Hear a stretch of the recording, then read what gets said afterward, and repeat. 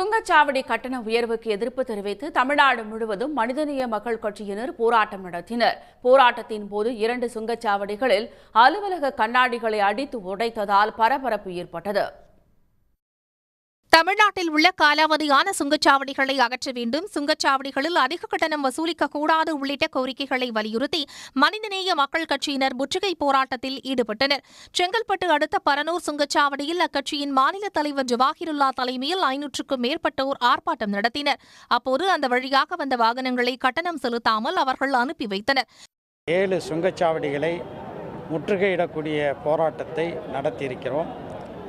தமிழ்நாட்டில் கேரளாவோடு ஒப்பிடும்போது, மகாராஷ்டிரத்துடன் ஒப்பிடும்போது 9 சுங்கச்சாவடிகள் மட்டும்தான் இருக்க வேண்டும்.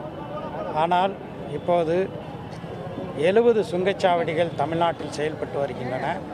கூடுதலாக 10 சுங்கச்சாவடிகள் தொடங்கவிருப்பதாக அறிவிப்பு வந்திருக்கின்றது. காலாவதியான சுங்கச்சாவடிகளும் தமிழ்நாட்டில் இயங்கி வருகிறது. திருச்சி மாவட்டம் துவாக்குடியில் உள்ள சுங்கச்சாவடியை முற்றுகையிட்டு மனிதநேய மக்கள் கட்சியினர் போராட்டத்தில் ஈடுபட்டனர். ஒன்றிய அரசுக்கு எதிராக அவர்கள் முழக்கங்களை எழுப்பினர். அப்போது அவர்கள் சுங்கச்சாவடி அலுவலக கண்ணாடிகளை அடித்து உடைத்தனர்.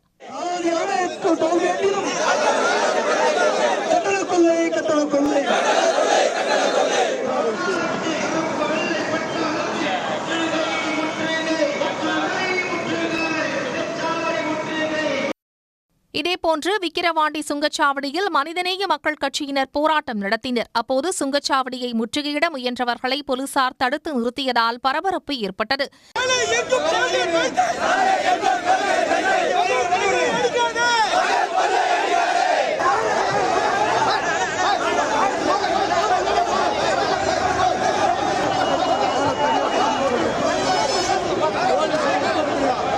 இதேபோன்று தமிழகத்தின் பல்வேறு பகுதிகளில் உள்ள 7 சுங்கச்சாவடிகளை முற்றுகையிட்டு மனிதநேய மக்கள் கட்சியினர் போராட்டம் நடத்தினர். இதனால் சுங்கச்சாவடிகளில் போக்குவரத்து பாதிக்கப்பட்டது. உடனுக்குடன் செய்திகளை தெரிந்து கொள்ள சன் நியூஸ் பெல் ஐகானை கிளிக் பண்ணுங்க.